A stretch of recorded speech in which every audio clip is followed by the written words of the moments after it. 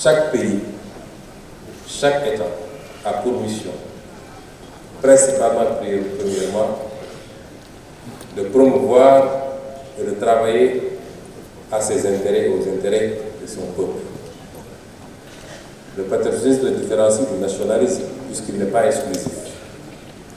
Et ce patriotisme peut se décliner sur plusieurs formats, parmi lesquels le patriotisme économique. Et c'est pourquoi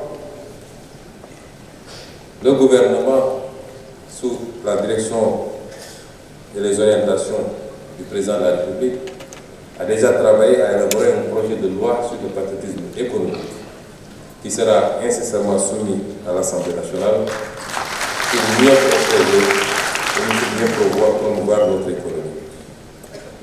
Le secteur privé national revêt une place centrale dans les options qui ont été les nôtres hier en tant qu'opposant et encore plus aujourd'hui en tant que détenteur du pouvoir conféré et confié par le peuple sénégalais.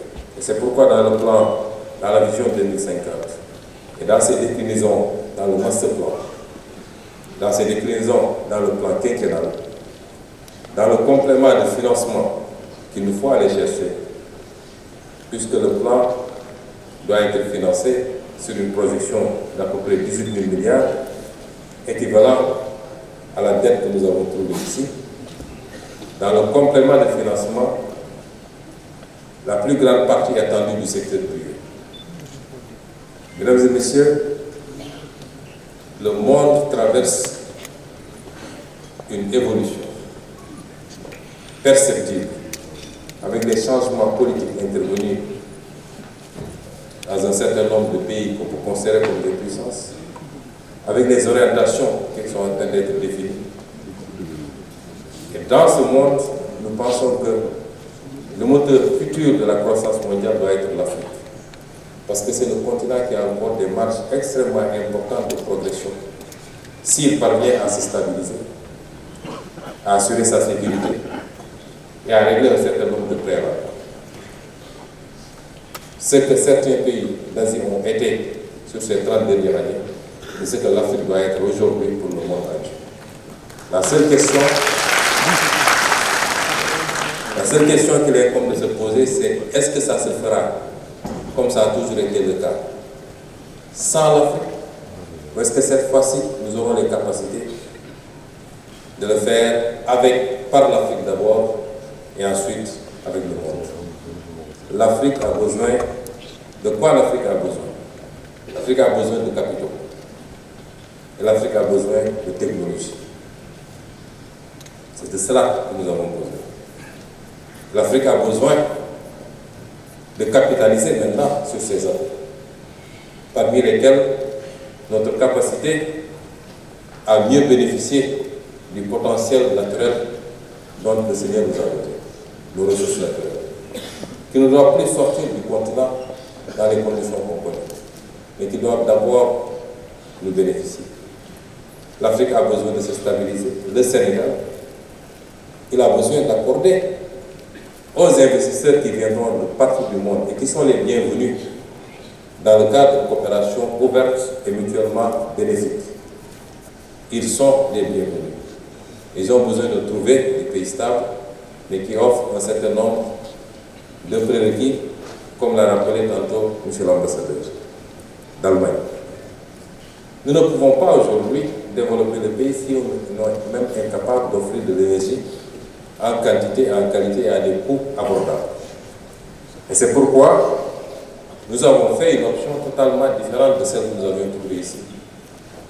Nous avons besoin, à l'horizon 2050, de produire à peu près 10 000 MW d'énergie. Nous en produisons à peine 1800 aujourd'hui. Ça vous donne un aperçu sur le gap. Et c'est pourquoi, très tôt, nous avons initié des discussions avec nos partenaires dans le cadre de l'exploitation du gaz d'Azidea pour pouvoir capter le maximum du gaz à travers un pipeline à construire et alimenter le marché national dans le cadre du gaz de pôle.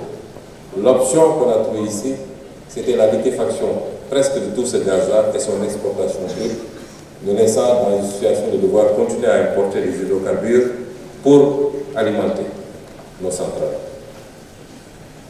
Il nous faut travailler à offrir tous ces atouts, mais il nous faut surtout travailler à capter des investissements venant de partout, mais qui impliquent fondamentalement notre secteur privé national, qui ne doit pas être un secteur privé figurant. Et c'est pourquoi nous avons parlé de cette loi sur le patriotisme économique. Mais il faut aussi que ce secteur privé se hisse à la hauteur des attentes. Tantôt, Monsieur le Président du CNES l'a dit, l'affairisme d'État s'est terminé dans ce pays. Nous soutiendrons tous les acteurs privés qui veulent travailler sérieusement, honnêtement. Nous combattrons et nous mettrons fin aux pratiques qu'on avait trouvées ici, où une bonne partie de ce secteur privé s'enrichissait à coup de surfacturation, de marchés grassement accordés. Cela se finit. Arpentant les palais, créant des accordances avec les pouvoirs publics. Le vrai secteur privé, celui qui sait entreprendre, qui veut entreprendre, dans la rigueur et patriotisme, aura tout le soutien de l'État, tout l'encadrement et toute la protection. Qu'il s'appelle petite ou moyenne entreprise ou qu'il s'appelle très grande entreprise. Je voudrais aussi rappeler que notre modèle est fondamentalement adossé sur les petites et moyennes entreprises. Aussi bien au niveau de l'agriculture, nous considérons que le socle doit être l'agriculture familiale, améliorée, modernisée, mais encadrée également par un peu d'agro-business. Autant nous considérons, pour un pays comme le Sénégal, c'est les petites et moyennes entreprises qu'il faut encadrer, qu'il faut organiser, qu'il faut financer, parce que c'est elles qui créent l'emploi, c'est elles qui nous permettront éventuellement de résister aux chocs exogènes. Mais je voudrais aussi lancer un appel à ces entreprises, à tous les entrepreneurs que vous êtes. La situation que nous vivons actuellement au Sénégal, les comptes de l'État que nous avons présentés au Sénégal, M. Liam l'a rappelé aujourd'hui, c'est parce qu'il y a eu une volonté de vivre au-dessus de nos moyens. Et beaucoup d'entrepreneurs également sont pressés de vivre au-dessus de nos moyens. Et c'est pourquoi les mauvais choix sont souvent faits et les impacts sont très négatifs sur les financements. Parce qu'on dit que les financements n'existent pas, mais quelquefois, les financements qui existent sont compromis par les nouveaux comportements. C'est pourquoi j'ai toujours dit que je ne crois pas, pour accrocher encore Mme Aïdoumboué, je ne crois pas à l'entrepreneuriat rapide. Un entrepreneuriat sérieux ne peut pas être rapide. Il faut construire sur du solide et patiemment. Et c'est pourquoi, tout à l'heure en venant, j'ai interpellé Mme la déléguée générale pour voir, et me dit, en juin 2024, on était à 46% de taux d'impayés. Aujourd'hui, on est à 38%. Comment voulez-vous que le financement perdure et se perpétue si les crédits ne sont pas remboursés?